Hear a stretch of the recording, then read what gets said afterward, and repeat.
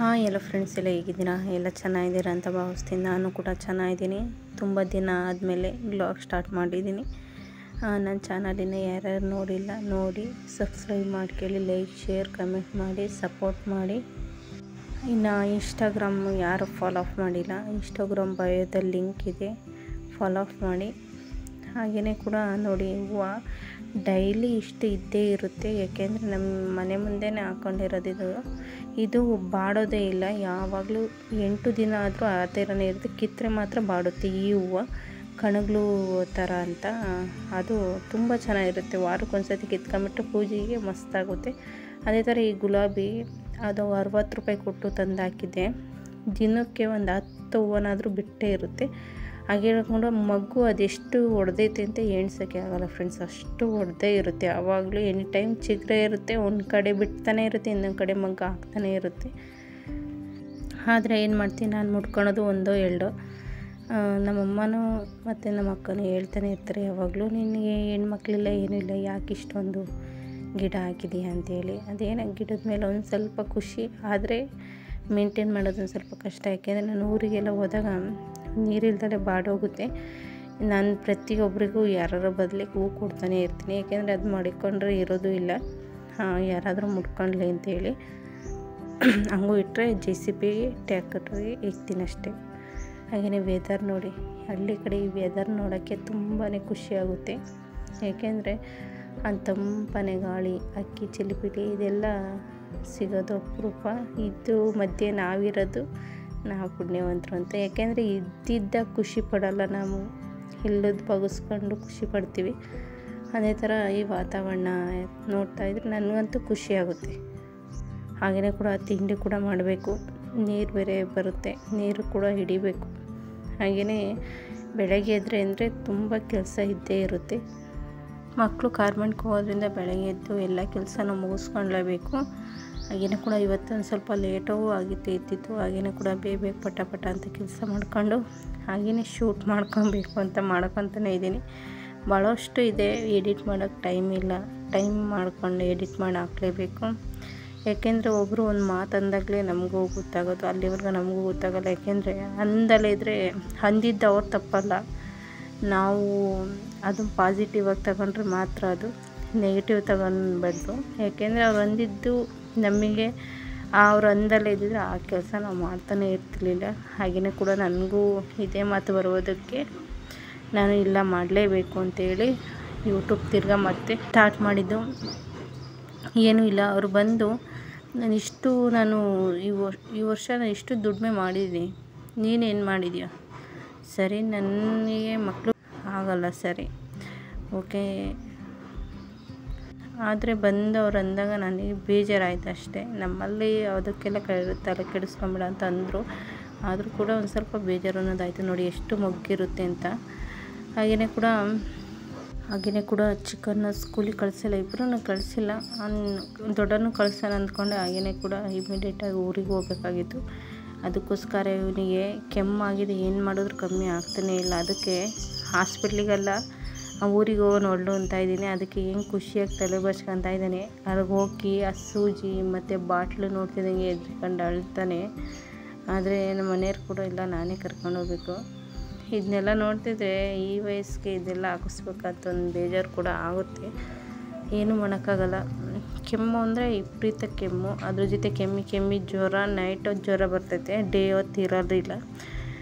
ಹಾಗೆ ಖುಷಿಯಾಗಿ ಹೊಳ್ತಾ ಇದ್ದಾನೆ. ಅಲ್ಲಿಗೋದ್ಮೇಲೆ ನೋಡಿ ಸಪ್ಪಣ್ಣ ಆಗೋಗ್ಬಿಟ್ಟ. ಇದನ್ನ ಬೇಜಾರಾಗುತ್ತೆ. ಏಕೆಂದರೆ ಈ ನೋವು ಈಗಲಿಂದ ಮಕ್ಕಳೆಲ್ಲ ತಿನ್ನಬೇಕಂತ. ಹಾಗೆಯೇ ಕೂಡ ಹಾಕ್ಸಿದ್ದೀನಿ. ಹಾಗೆಯೇ ಕೂಡ ಬಿಡು, ಕೆಮ್ಮು ಮತ್ತು ಜ್ವರ ಬಂದಿತ್ತು ಅಂತ ಜ್ವರ 4 ದಿವಸ ಬರೋ ಹೊತ್ತಿಗೆ ತಿರ್ಗಾ ಬ್ಲಡ್ ಚೆಕ್ ಮಾಡಿಸೋ ಹೊತ್ತಿಗೆ ಟೈಫಾಯ್ಡ್ ಅಂತ ಅಂದರು.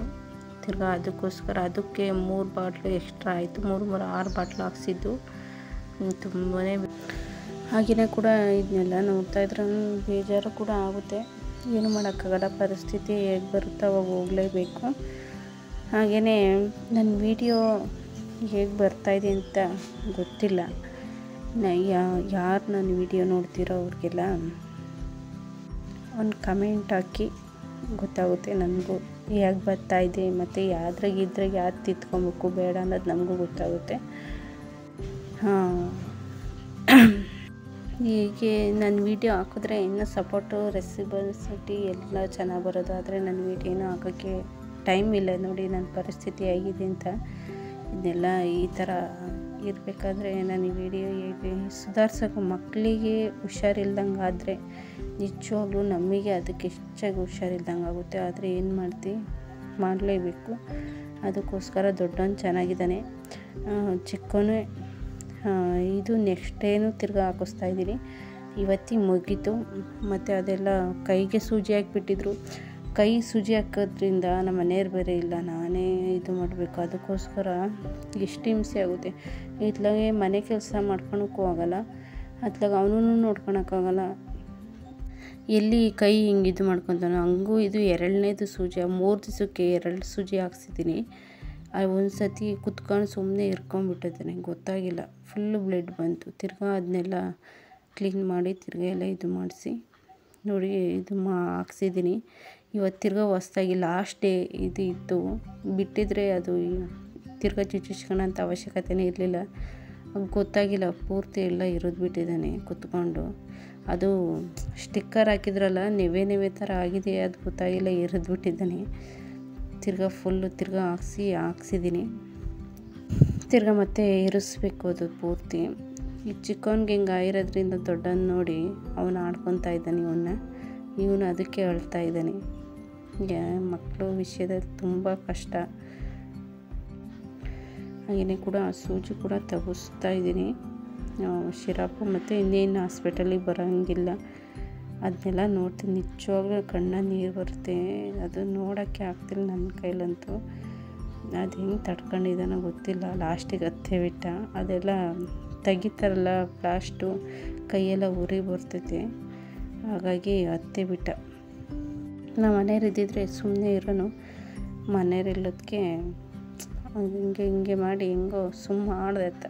ಸಿಂಗಲ್ ಪೇರೆಂಟ್ಸ್ ಆಗಿ ಹೆಂಗೆ ನಿಭಾಯಿಸ್ತಾರೆ ಅನಿಸುತ್ತೆ. ಏಕೆಂದರೆ ನನಗಂತೂ ಈ 3 ದಿವಸ ನಿಭಾಯಿಸೋದಕ್ಕೆ ಸಾಕು ನಂಗಾಯಿತು. ಹಾಗೆಯೇ ಊರಿಗೆ ಹೋಗಿದ್ವಿ.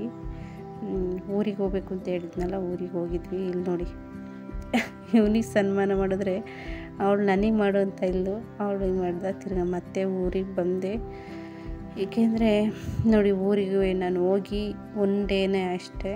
ತಿರ್ಗಾ ಮತ್ತೆ ಬರೋ ಹೊತ್ತಿಗೆ ಇಷ್ಟು ಮಗು ಆಗಿತ್ತು ನೋಡಿ. ಇಷ್ಟು ಒಂದೇ ದಿವಸ ಅಳ್ಬಿಡುತ್ತೆ. ತಿರ್ಗಾ ಮತ್ತೆ ಅಲ್ಲೆಲ್ಲ ಚಿಕ್ಕಿತ್ತಿದ್ದೀನಿ. ತಿರ್ಗಾ ಮತ್ತೆ ಇಲ್ಲೆಲ್ಲ ಚಿಗುರುತ್ತಾ ಇದೆ. ಮತ್ತು ಅಲ್ಲೆಲ್ಲ ಹೂವಾಗಿದೆ. ಈ ಗುಲಾಬಿ ಹೂವು ಬೆಳಗ್ಗೆ ಎದ್ದು ನೋಡೋಕ್ಕೆ ನನಗಂತೂ ತುಂಬ ಖುಷಿಯಾಗುತ್ತೆ. ಏಕೆಂದರೆ ಇದು 2 ಡೇಸು ಗ್ಲಾಗ್ ಆಗಿರುತ್ತೆ. ಅದು ಕಂಟಿನ್ಯೂಷನ್ನೇ ಗ್ಲಾಗ್ ಆಗಿರುತ್ತೆ. ಅದು ಕಂಟಿನ್ಯೂ ಮಾಡೋಕ್ಕಾಗಲಿಲ್ಲ. ಹಾಗೆಯೇ ಬೆಳಗ್ಗೆನೇ ಬೇಗನೆ ಎದ್ದು, ಬೇಗ ಏನಂದ್ರೆ 6:30 ಆಗಿತ್ತಲ್ಲೇ ಇದೆಲ್ಲ ಕೆಲಸ ಮುಗಿಸ್ಕೊತಿದ್ದೀನಿ. ಇಷ್ಟೇ ಬೇಗ ಇದ್ದರೂ ಆಗೋದೇ ಇಲ್ಲ. ಏಕೆಂದರೆ ಅದು ಇದು ಕೆಲಸ ಮಾಡೋದ್ರಲ್ಲೇ ಟೈಮ್ ಮುಗ್ದೋಗಿರುತ್ತೆ. ಹಾಗೆಯೇ ಪೂರ್ತಿ ಈ ಚಳಿಗೆ ಎದ್ದೇಳೋಕ್ಕೂ ಆಗೋಲ್ಲ. ಅದಕ್ಕೋಸ್ಕರ ಎದ್ದೇಳೋದೇ ಬೇಡ ಅನಿಸುತ್ತೆ. ಹಾಗೆಯೇ ಬೇಗನೆ ಕೆಲಸ ತಿಂಡಿ ಕೂಡ ಮಾಡಬೇಕು. ನೀರು ಕೂಡ ಬರುತ್ತೆ, ನೀರು ಬೇರೆ ಹಿಡಿಬೇಕು ಪೂರ್ತಿ. ಹಾಗೆಯೇ ಯಾರೋ ಕೇಳಿದ್ರು, ನೀನು ಫೇಸ್ಬುಕ್ಕು ಮತ್ತು ವಾಟ್ಸಪ್ಪಲ್ಲಿ ಪರ್ಸ್ನಲ್ ಅಕೌಂಟು, ವಾಟ್ಸಪ್ಪಲ್ಲಿ ನೀನು ಏನು ಸ್ಟೇಟಸ್ ಹಾಕೋದೇ ಇಲ್ಲ ಅಂತ. ನಾನು ಹಾಕೋದಿಲ್ಲ. ಯಾಕೆಂದರೆ ನಂದಿರೋ ಒಂದೇ ಒಂದು ಮಾತಿಗೆ ಅವ್ರು ಅಂದಿದ್ದು ತಪ್ಪು ಅಂತ ನಾನು ಹೇಳಲ್ಲ. ಫಸ್ಟ್ನಿಂದನೇ ಹೇಳಿದ್ದೆ ನಾನು. ಅದು ನಾನು ಒಂದು ದಿನಕ್ಕೋಸ್ಕರ ಕಾಯ್ತಾಯಿದ್ದೀನಿ. ಅದು ಎಂದು ಬರುತ್ತೆ ಅಂತ ಗೊತ್ತಿಲ್ಲ. ಆ ದಿನ ಬಂದರೆ ನಾನು ಅವತ್ತೇ ಹಾಕ್ತೀನಿ. ಫೇಸ್ಬುಕ್ಕಿಗೂ ಹಾಕ್ತೀನಿ. ಮತ್ತು ಏಕೆಂದರೆ ನನಗೆ ಇನ್ಸ್ಟಾಗ್ರಾಮಲ್ಲಿ ಫಾಲೋವರ್ಸು ಜಾಸ್ತಿ ಇಲ್ಲ. ನನ್ನ ಹತ್ರದಿಂದ ನೋಡಿದರು ಇದ್ದಾರೆ, ದೂರದಿಂದ ನೋಡಿದರು ಇದ್ದಾರೆ. ಏಕೆ ಅರ್ಥ ಮಾಡ್ಕೊತಾರೆ ಅಂತ ಮಾತ್ರ ಇನ್ಸ್ಟಾಗ್ರಾಮಿಗೆ ನಾನು ಹಾಕ್ತಾಯಿರೋದು. ನಾನು ಇನ್ಸ್ಟಾಗ್ರಾಮಿಗೆ ಬೇಡ ಅಂತಲೇ ಇದ್ದಿದ್ದು. ಏಕೆಂದರೆ ಎಲ್ಲದ್ರಾಗೂ ಬೇಡ. ಏಕೆಂದರೆ ಯಾರೋ ಒಬ್ರು ಅಂದಿರೋದಕ್ಕೆ ಎಲ್ಲರಿಗೂ ಆ ಶಿಕ್ಷೆ ಬೇಡ ಅಂಥೇಳಿ ಅದಕ್ಕೋಸ್ಕರ ನಾನು ಬೇಡ ಅಂಥೇಳಿ ಇನ್ಸ್ಟಾಗ್ರಾಮಿಗೆ ಒಂದಕ್ಕೆ ಹಾಕ್ತಾಯಿದ್ದೀನಿ. ನಾನು ವಾಟ್ಸಪ್ ಸ್ಟೇಟಸ್ಸೇ ಆಗಲಿ ಮತ್ತು ಫೇಸ್ಬುಕ್ಕೇ ಆಗಲಿ ಹಾಕಿಲ್ಲ. ಕ್ಲಿಯರಾಗಿ ಅರ್ಥ ಆಯಿತು ಅಂತ ಅಂದ್ಕೊತೀನಿ. ನನ್ನ ಪರ್ಸ್ನಲ್ ನಂಬರ್ ಇರೋದ್ರಿಗೆ ಗೊತ್ತಾಗುತ್ತೆ. ಹಾಗೆಯೇ ಕೂಡ ಚಪಾತಿ ಮಾಡೋಣ ಅಂತೇಳಿ ಕಲಿಸ್ಕೊತಾ ಇದ್ದೀನಿ.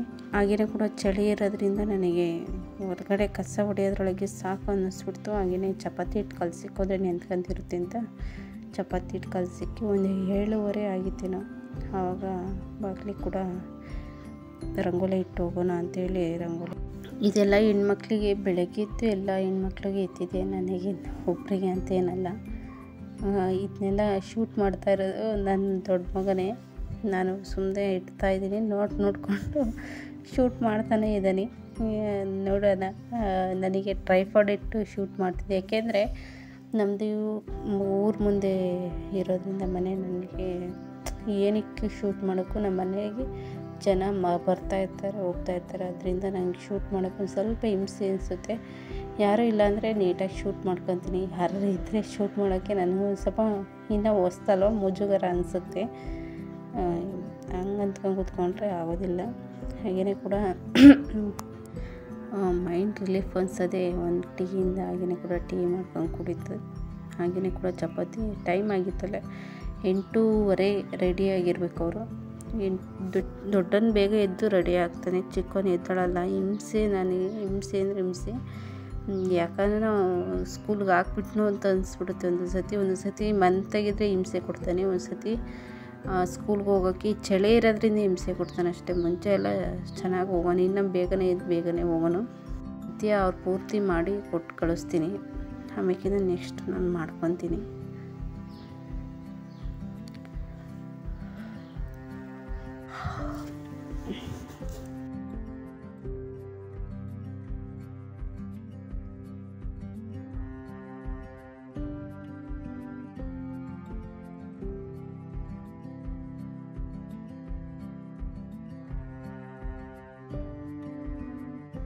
ಅದೇ ಅವ್ರನ್ನೆಲ್ಲ ಕಳಿಸಿದ್ದಾಯಿತು. ತಿರ್ಗಿ ಮತ್ತೆ ನನಗೆ ಮಾಡ್ಕೊತಾ ಇದ್ದೀನಿ. ನನಗೆ ಮಾಡಿಕೊಂಡು ಮತ್ತು ಅಡಿಕೆ ಇದೆ ಫ್ರೆಂಡ್ಸ್, ಲಾಸ್ಟ್ ಅನ್ಸುತ್ತೆ ಇದು ಕೂಡ ಹಾಕಿದ್ದೀನಿ. ಅದನ್ನು ಕೂಡ ಬಟ್ಟೆ ಒಗ್ದು ಹಾಕಿದ್ದೀನಿ, ಅಡಿಕೆ ಕೂಡ ಹಾಕಿದ್ದೀನಿ. ಮಾಡ ನೋಡಿದ್ರೆ ಈಗಲೇ ಬಂತೇನೋ ಮಳೆ ಏನೋ ಅಷ್ಟಿದೆ ನೋಡಿ ಮಾಡ. ಇದ್ರ ಮಧ್ಯೆ ನಾನು ಯಾವ್ದು ಎತ್ಕೊಳ್ಳೋದು ಅಂತಲೇ ಗೊತ್ತಾಗಲ್ಲ. ಅದಕ್ಕೆ ಫಸ್ಟು ಇನ್ನು ಬೆಳಗ್ಗೆ 10 ಗಂಟೆಗೆ ಇದೆ. ಹಾಗೆಯೇ ಕೂಡ ಹಾಕೋಣಕ್ಕೆ ಅಡಿಕೆ ಕೂಡ ಹಚ್ಚಿದೆ. ಮತ್ತು ಆ ಕಡೆ ಹಪ್ಪಳ ಇಡೋಕ್ಕೆ ಅಂತ ಅಕ್ಕಿನೂ ಕೂಡ ತೊಳೆದು ಹಾಕಿದ್ದೀನಿ. ಹಾಗೆಯೇ ಕೂಡ ನೋಡಿ ಕಳಿಸಿದ್ದೆ. ತಿರ್ಗಾ ಸಂಜೆ ಬಂದನಲ್ಲ, ಸಂಜೆ ಇದ್ದಿದ್ದು, ಸಂಜೆ ಈವ್ನಿಂಗು ಶೂಟ್ ಮಾಡ್ತಾ ಇರೋದು. ಅಕ್ಕಿಲಿ ಕೂತ್ಕೊಂಡು ಆಟಾಡ್ತಾ ಇದ್ದಾನೆ. ಹಾಗೆಯೇ ಕೂಡ ಅಲ್ಲಿ ನೀರು ಬಿಟ್ಟು ಬಂದಿದ್ದಾನೆ. ಇಲ್ಲಿ ಬಟ್ಟೆ ಕೂಡ ಒಗ್ದಾಕಿದ್ದೀನಿ, ಬಟ್ಟೆನೂ ಎತ್ಕೊಳೋದು. ಮಳೆ ಬಂದರೆ ಇದೇ ಮಾಡೋದು, ಹಿಂಸೆ ಅನಿಸುತ್ತೆ ಇದನ್ನೆಲ್ಲ ನೋಡಿದ್ರೆ. ಹೆಂಗೋ ಚೆನ್ನಾಗಿ ಹುಷಾರಾಗಿದ್ದಾನೆ, ಇವಾಗ ಚೆನ್ನಾಗಿದ್ದಾನೆ. ಇದನ್ನೆಲ್ಲ ಎತ್ತಿಡಬೇಕು. ಮತ್ತು ನೋಡಿ ಸ್ಟ್ಯಾಂಡು 3 ಟಾಪ್ ಕಿತ್ತೋಗಿವೆ ಅಂತ 3 ಟ್ಯಾಕ್ಟರ್ ಹಾಕೋಗಿದ್ರು. ಮತ್ತು ನಾನು ಕೆಳಗಡೆ ಗೋಟು ಇದಾಗುತ್ತೆ ಅಂತ 1 ಟಾಪ್ ಹಾಕಿದ್ದೆ. ಮೇಲ್ಗಡೆ ಇದು ಬಟ್ಟೆ ಒಣಕೊಳಕ್ಕೆ ಸೂಪರಾಗಿತ್ತು ಫ್ರೆಂಡ್ಸ್, ಚೆನ್ನಾಗಿ ಆಗ್ತಿತ್ತು. ಸ್ಟ್ಯಾಂಡು 7 ಮಾಡಿಸಿದ್ರ ಥರ ಇತ್ತು. ಎಲ್ಲ ಚಿಕ್ಕವು ದೊಡ್ಡವು ಎಲ್ಲ ಹಾಕೊಂಡಾಯ್ತು. ಆದರೆ ಏನು ಮಾಡ್ತೀರಾ, ನಮ್ಮ ಮನೆಯವರು ನನಗೆ ಗೊತ್ತಿಲ್ಲದಂಗೆ ತಗೊಂಡಾಗ ಆ ಕಡೆ ದುಕ್ಬಿಟ್ಟಿದ್ದಾರೆ. ಇವಾಗ ಮುರ್ಕೊಂಡು ಹೋಗಿದೆ ಫ್ರೆಂಡ್ಸ್ ಅದು. ಎಷ್ಟು ಚೆನ್ನಾಗಿತ್ತು ಅಂತ. ಹಾಗೆಯೇ ಕೂಡ ನೀರು ಬರ್ತಿತ್ತು ಅಂತ ಗಿಡಕ್ಕೆಲ್ಲ ನೀರು ಹಾಕ್ತಿದ್ದೆ. ನಾನು ಆವಾಗಲೇ ಹೇಳ್ದಂಗೆ ಬ್ಲಾಗು ಹೇಗೆ ಬರ್ತಿದೆ ಅಂತ ಕಮೆಂಟ್ ಮಾಡಿ. ನನಗೂ ಕೂಡ ಗೊತ್ತಾಗುತ್ತೆ ಯಾವುದು ತಿದ್ಕೊಬೇಕು, ಯಾವುದು ಡೈರೆಕ್ಟ್ ಹಾಕಬೇಕು, ಯಾವುದು ಎಡಿಟ್ ಮಾಡಬೇಕು ಅನ್ನೋದು. ಹಾಗೆಯೇ ಕೂಡ ಇದ್ರಾಗ ಭಾಳಷ್ಟು ಎಡಿಟ್ ಮಾಡಿ ಹಾಕಿದ್ದೀನಿ. ಆದರೂ ಕೂಡ ಹೇಗೆ ಬಂದಿದೆ ಅಂತ ಗೊತ್ತಿಲ್ಲ. ತುಂಬ ಖುಷಿ ಆಗುತ್ತೆ ಅಂದ್ಕೊಳೋದು ಇಲ್ಲ ತಿದ್ಕೊಳೋದು ಗೊತ್ತಿಲ್ಲ. ನೀವೇ ಕಮೆಂಟ್ ಹಾಕ್ಬೇಕು, ಯಾಕೆಂದರೆ ನೀವೇ ಅಲ್ವ ನೋಡ್ತಾ ಇರೋದು, ಅದಕ್ಕೋಸ್ಕರ. ಹಾಗೆ ಕೂಡ ಸಂಜೆ ಆಗಿತ್ತು ಅಂತೇಳಿ ಸ್ನ್ಯಾಕ್ಸ್ ಅಷ್ಟೆಲ್ಲ ಹಾಸ್ಪಿಟ್ಲಿಗೆ ತೋರಿಸಿದ್ರು ನನಗೆ ಈಗ ಆಗೈತೆ ಅಂತ ನಾನು ಅಂದ್ಕೊತಿದ್ದೆ. ತಿರ್ಗಾ ನಮ್ಮ ಮನೆಯವ್ರು ಬಂದರು. ಏಕೆಂದರೆ ಚಿಕನ್ನು ಅವ್ರ ಅಪ್ಪನ ತುಂಬ ಹಚ್ಕೊಂಡಿರೋದ್ರಿಂದ ಜೇರ್ಕೊಂಡು ಜ್ವರ ಬಂದಿದೆ.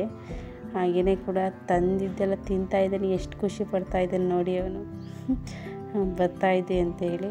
ದಿನಕ್ಕೆ 4 ಸತಿ ಫೋನ್ ಮಾಡಿದಾಗ ಅವನು ಎತ್ತಲೇಬೇಕು, ಎತ್ತಲಿಲ್ಲ ಅಂದರೆ ಅಳ್ತಾ ಕೂತ್ಕೊಂತಾನೆ. ಹಾಗೆಯೇ ಕೂಡ ಇಷ್ಟು ಹೂವು ಆಗಿತ್ತು. ಇದು ಹೂವು ಯಾಕೆ ಕಟ್ಟಿಕ್ತಾಯಿದ್ದೀನಿ ಅಂತ ನಾಳೆ ಬ್ಲಾಗ್ನಾಗ ಬರುತ್ತೆ.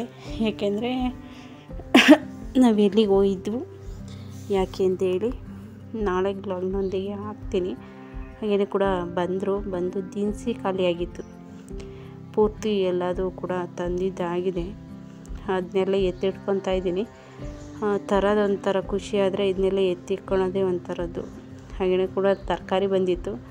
ಈಗ ಅದನ್ನು ಎಲ್ಲ ಎತ್ತಿಟ್ಕೊತಾ ಇದ್ದೀನಿ, ತಂದಿದ್ರು. ಓಕೆ ಫ್ರೆಂಡ್ಸ್, ಇವತ್ತಿನ ವ್ಲಾಗ್ ಇದಾಗಿತ್ತು. Thank you for watching. ಎಲ್ಲ ನೋಡಿ ಸಪೋರ್ಟ್ ಮಾಡಿ.